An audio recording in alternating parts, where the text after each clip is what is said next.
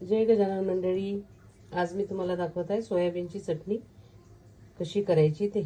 तुम्ही शेंगदाण्याच्या तिळाच्या चटण्या तर भरपूर खाल्ल्या असतील, पण आता एकदा अशी सोयाबीनची चटणी करून बघा।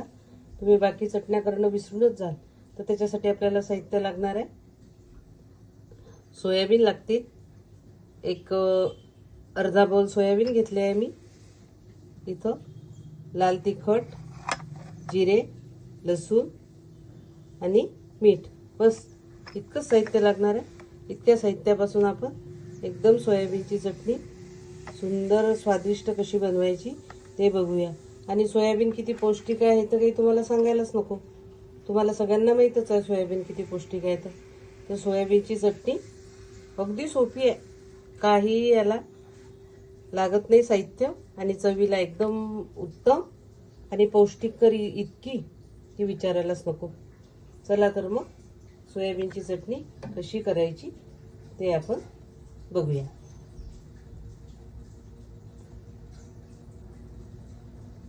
तर सर्वप्रथम आपण आता हे सोयाबीन भाजून घेऊया।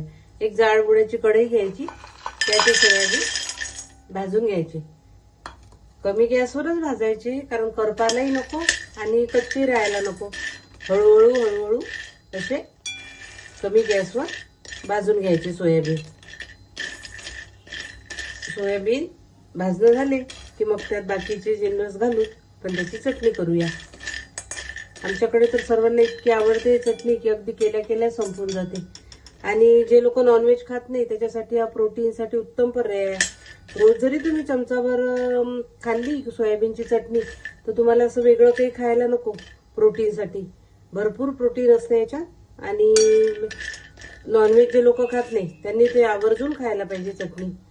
आणि सोपी आहे करायला, काही याच्यासाठी खूप आपल्याला बाजारातून जिन्नस आणायला नको, काही नाही। आणि ज्यांना सोयाबीनची भाजी आवडत नाही त्यांनी तर ही चटणी अवश्य एकदा करून बघा। याला असे तांबूस डॉट पडायला लागले की झाली आपली भाजून सोयाबीन। बघू शकता तुम्ही असे थोडे डॉट पडायला लागले, खूप नको भाजायला नाही तर कडवट लागते। झाले आता आपली सोयाबीन भाजून। आता आपण मिक्सरला वाटून घेऊया। इथे आता आपण एक मिक्सरचं भांडं घेतलंय, त्याच्यात ते भाजलेले सोयाबीन घालून घेऊया। लसूण तुम्हाला जेवढा आवडत असेल तेवढा ऍड करा, जेवढा जास्त लसूण याच्यात टाकला तर छानच लागते। आणि चवीप्रमाणे मीठ घालून घेऊया। मीठ कितपत खाता तुम्ही तितकं टाका। हे जिरं ऑलरेडी भाजलेलंच आहे, हे जिरं घालून घेऊया याच्यात। तुम्ही लाल मिरच्या पण याच्यात ऍड करू शकता, नाही लाल मिरच्या नसतील आवडत तर मग असं लाल तिखट टाकायचं। मीठ, लसूण, जिरे आणि लाल तिखट। लाल तिखट ऐवजी जर मिरच्या भाजून टाकल्या त्याची पण चव चांगली येते। त्या पद्धतीने आपण आता मिक्सरच्या भांड्यामध्ये सगळं घालून घेतलंय। खलबत्त्यात सुद्धा करू शकता तुम्ही, खलबत्त्यात केली तरी चांगली लागते चटणी। तर मिक्सरला आपण फिरून घेऊया। तरी सोयाबीनची चटणी आपली आता इथे मिक्सरला फिरून घेतली आहे, तयार झाली आहे। बघू शकता तुम्ही काय छान रंग आला। चवीला तर इतकी अप्रतिम लागते की भाजी एखाद्या वेळेला तुम्हाला आवडली नाही तर तुम्ही भाजी म्हणूनही याचा उपयोग करू शकता जेवणात। आणि भाकरीसोबत, पोळीसोबत, गरम भातासोबत सुद्धा ही चटणी एकदम चांगली लागते। आणि पौष्टिक तर इतकी, तर सोयाबीनचं तुम्हाला माहीतच आहे किती पौष्टिक आहे। तर या पद्धतीने तुम्ही सोयाबीनची चटणी नक्की करून बघा।